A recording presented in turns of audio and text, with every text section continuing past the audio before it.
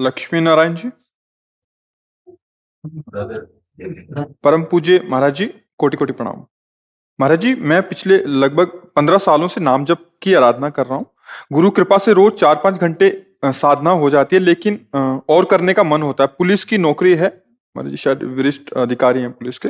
10-12 घंटे की ड्यूटी करने के बाद नींद के अलावा कोई समय नहीं बचा जिससे मैं और मुक्ति के मार्ग में चल सकूं। 5-6 घंटे नींद हो। हमको यही प्राय समझाने के लिए भगवान प्रेरित करते हैं कि आप 4-5 घंटे भजन के लिए और 12 घंटे ड्यूटी के लिए और 6 घंटे सोने के लिए, ये जो अलग विभाग कर रहे हो, यही साधना में विक्षेप है। एक विभाग रखना, हम कह रहे 5 घंटे वो भी बैठना बंद हो जाए, लेकिन ये अभ्यास हो जाए कि जब हम खाली हैं उस समय हम नाम में हैं। क्या हम 12 घंटे ड्यूटी में हर समय बोलते रहते हैं? हर समय हमको दिमाग लगाना पड़ता है? हर समय हम लिखते रहते हैं या हर समय हम दौड़ते रहते हैं? ऐसा नहीं है, कोई भी ड्यूटी ऐसी नहीं है। तो जिस समय हम खाली हैं, हमारा दिमाग खाली है या हम काम से खाली है, उस समय तत्काल दिमाग ईश्वर में जोड़ते हैं। अब हम किसी कार्य के लिए जा रहे हैं तो ईश्वर से जुड़े हुए जा रहे हैं, और वहां जो हमारा कर्तव्य है, धर्म पूर्वक कर्तव्य करते हैं ईश्वर से जुड़े हुए, वो पूरा का पूरा भगवत प्राप्ति का हेतु होगा, वो भजन माना जाएगा। 4 घंटे जो बैठ के भजन करते हो तो 12 घंटे ड्यूटी में जो भजन करते हो तो 6 घंटे सोना भी तुम्हारा भजन माना जाएगा। निद्रा समाधि स्थिति, सोते समय प्रभु का चिंतन करते हुए लीन हो गए, और जब जगे प्रभु का चिंतन करते हुए फिर उठे, वो 6 घंटे सोना भी भजन माना जाएगा। तभी तो निरंतर भजन माना जाता है। उठते बैठते जागते सोते चलते फिरते हर समय नाम जप का अभ्यास करो, इससे भगवत प्राप्ति होगी।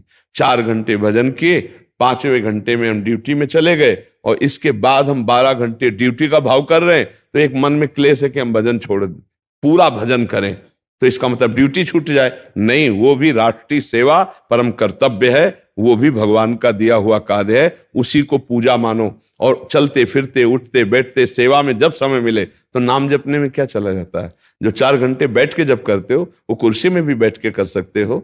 बात किया, बात मिनट 2 मिनट 4 मिनट 10 मिनट, अगर एक भी सांस हमको मौन लेने को मिलेगी तो हम बोल लेंगे राधा, फिर हम कार्य में लग गए, फिर बोलेंगे राधा, और इसके बाद 12 घंटे का कार्य वो पूरा भगवान को समर्पित कर दिए, वो भगवत प्राप्ति करा देगा। आप समझ पा रहे?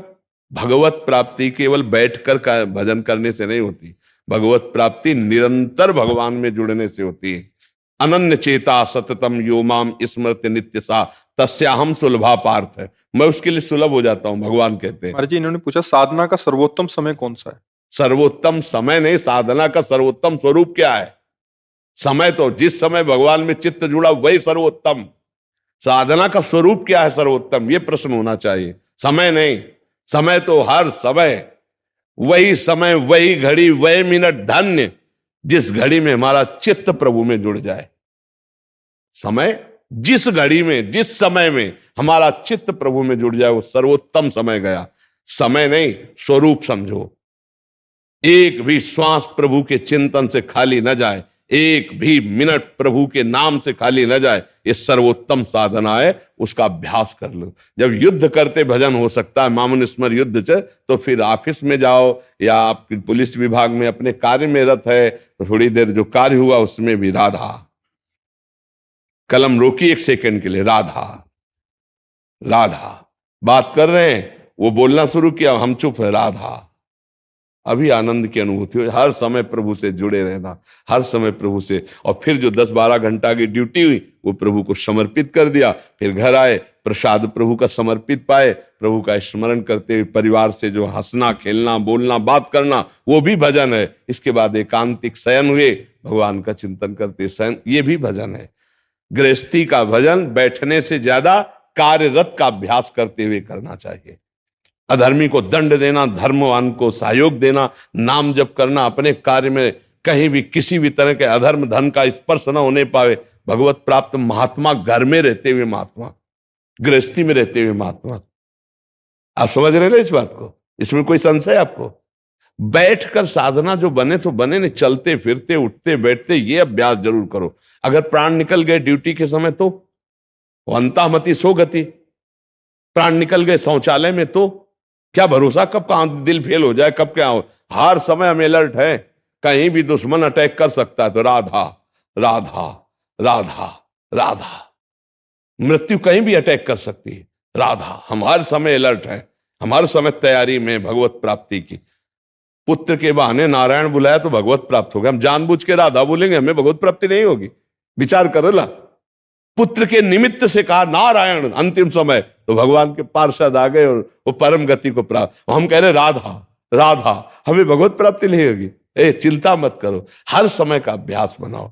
खान पान पवित्र, अधर्म धन से अपने को बचाते हुए राष्ट्रीय सेवा का कर्तव्य करूं, भगवान को अर्पित करते हुए नाम स्मरण। आप महात्मा ही हैं, आप वर्दी में महात्मा हैं, गृहस्थ में रहते हुए संत है। आप बस ऐसे चलिए, बड़ी कृपा है आपके ऊपर। आप निरंतरता की तरफ आइए। जो बैठने का समय वो तो धन्य है ही, उसके आगे भी का समय को भागवतिक बना लीजिए, उसको भी पूजा बना लीजिए। ठीक है जी। जी मैं चलते फिरते, जैसे आपने बताया, करते रहते हैं। तो ऑफिस में 1 घंटे का हमारा लंच होता है, तो 15 मिनट लंच के बाद भी मैं लगभग 3 घंटे ध्यान और जाप। बहुत बहुत कृपा है, बहुत। अपना ये थी महाराज जी, मैंने आपके प्रवचन भी सुने हैं नींद को कम करने के लिए, तो मेरा सवाल भी यही था कि नहीं, नहीं, आप उस पर प्रयास मत। हाँ नहीं, बिल्कुल सही है, आप उस पर बिल्कुल ब्रेक मत मारिए, क्योंकि फिर आपका शरीर अस्वस्थ होने लगेगा। आप योगी नहीं हैं, आप एक गृहस्थ में हैं, आप गृहस्थ धर्म से युक्त हैं। तो आपके लिए व्यवहारिक बहुत से कार्य हैं।